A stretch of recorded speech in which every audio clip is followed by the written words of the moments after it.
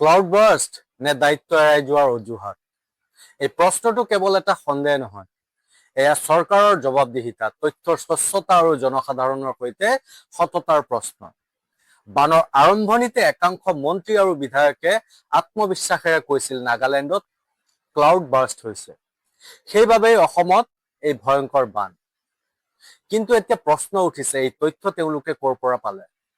কাৰণ ভাৰতীয় বতৰ বিজ্ঞান বিভাগ IMD স্পষ্টকৈ জনাইছে যে এই বানৰ সময়ছোৱাত অসম বা নাগালেণ্ডত কোনো ক্লাউড বাৰ্ষ্ট আনুষ্ঠানিকভাৱে নিশ্চিত কৰা হোৱা নাই। ক্লাউড বাৰ্ষ্ট মানে কেৱল বেছি বৰষুণেই নহয়, ইয়াৰ এটা স্পষ্ট বৈজ্ঞানিক সংজ্ঞা আছে। এটা সৰু অঞ্চলত এঘণ্টাৰ ভিতৰত কমেও 100 মিলিমিটাৰ বৰষুণ হ'ব লাগিব ক্লাউড বাৰ্ষ্টৰ বাবে। কিন্তু নাগালেণ্ডৰ মন জিলাত 19 জুলাইত 137 মিলিমিটাৰ বৰষুণ হৈছিল। সেয়া 8ৰ পৰা 9 ঘণ্টাৰ ভিতৰত, এঘণ্টাত হোৱা নাছিল।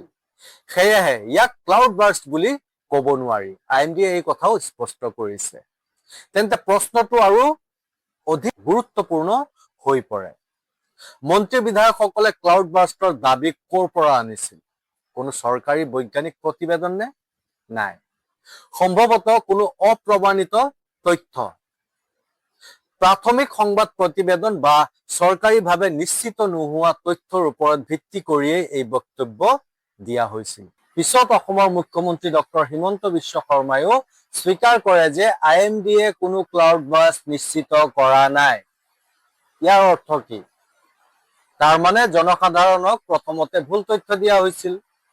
এই দায়িত্বশীল পদত থকা মানুহে যদি চৰকাৰী বৈজ্ঞানিক সংস্থাৰ তথ্য নোলোৱাকৈ এনে গুৰুত্বপূৰ্ণ মন্তব্য কৰে, তেন্তে সেয়া কেৱল অসতৰ্কতা নহয়, এয়া জনসাধাৰণক বিভ্ৰান্ত কৰাৰ দৰে এক অদায়িত্বশীল আচৰণ।